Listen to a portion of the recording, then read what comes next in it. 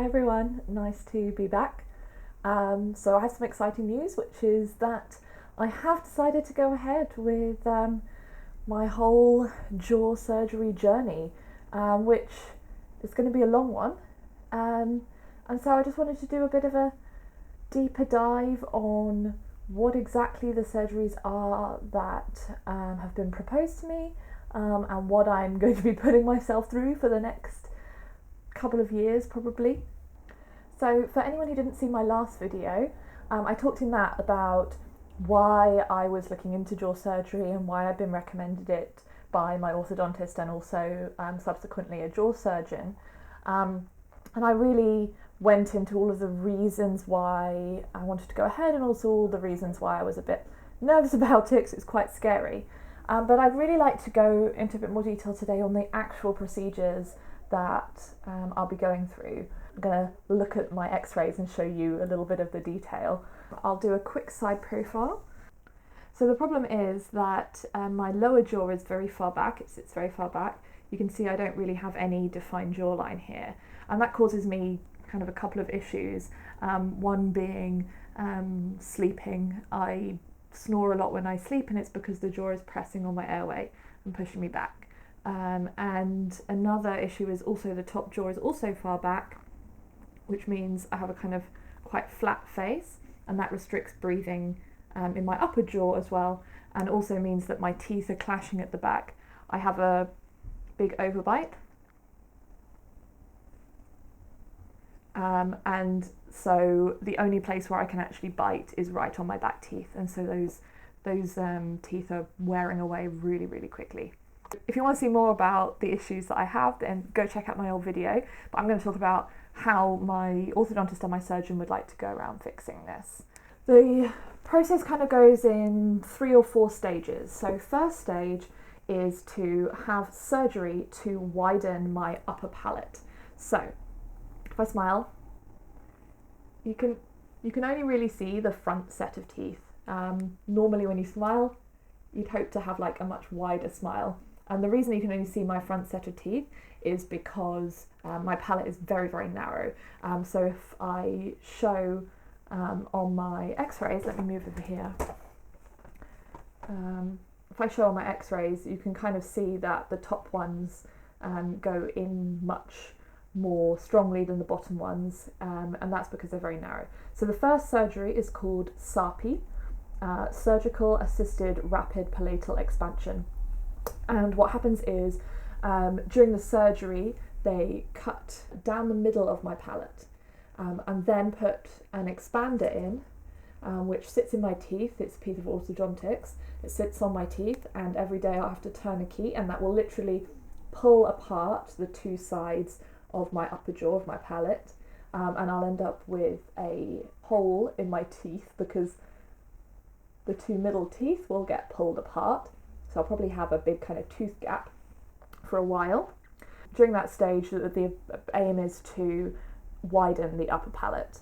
So at the same time as that, I'm actually having 3 wisdom teeth out. You can see that I don't actually have one of my wisdom teeth for some reason, and then one is impacted, and the other ones are being removed basically for crowding, because I'm going to be having orthodontics to move these teeth around.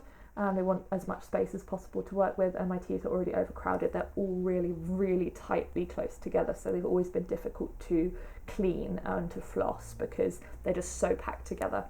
So that will help give space for the orthodontics to be able to work. So that's stage 1 is SAPI surgery, wisdom teeth extraction, and an expander that I turn over a series of weeks in order to open up that palate,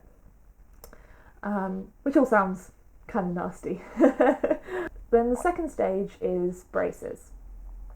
So I will be having ceramic braces put in on my bottom and top teeth, although probably on the bottom ones first while that expander is expanding, and then once the expander has finished doing its work, you put braces on the top teeth as well, and then bring those teeth back together but keeping the wider palate in place.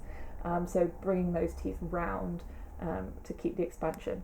So those braces will last as long as they need to last to get the teeth in place ready for a final surgery.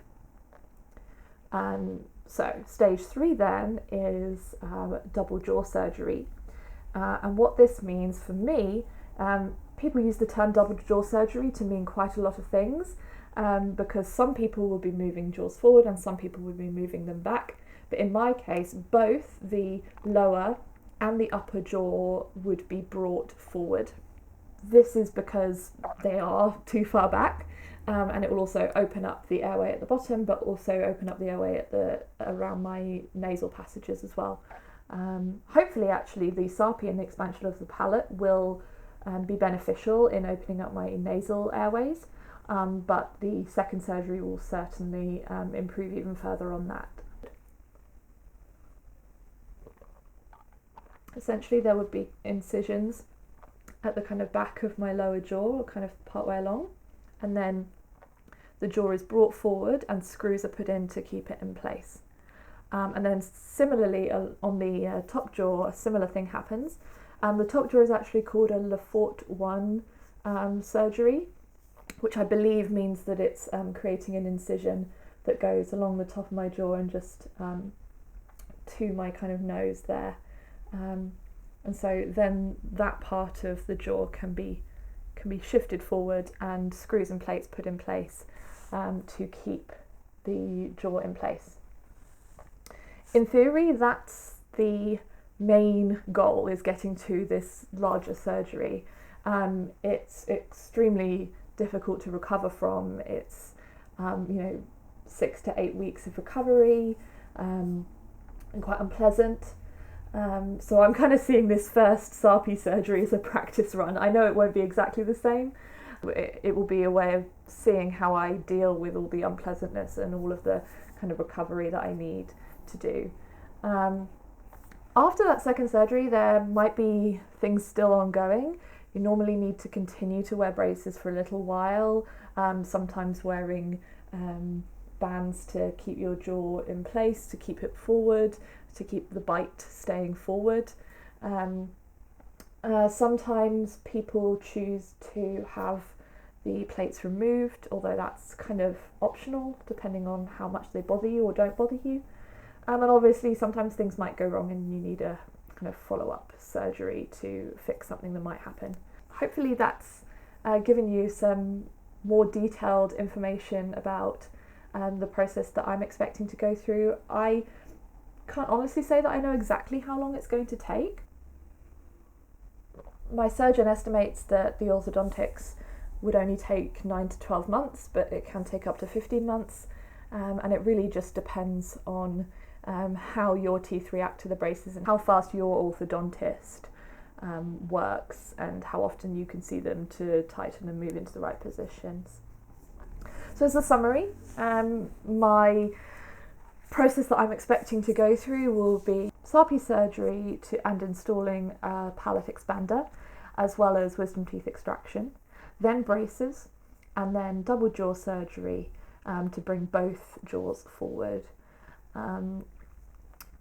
If you haven't checked out my other video and you'd like to know a little bit more of the more emotional reasons why I'm going through this, then please do check that out. And please comment here if you are going through anything similar or considering anything similar.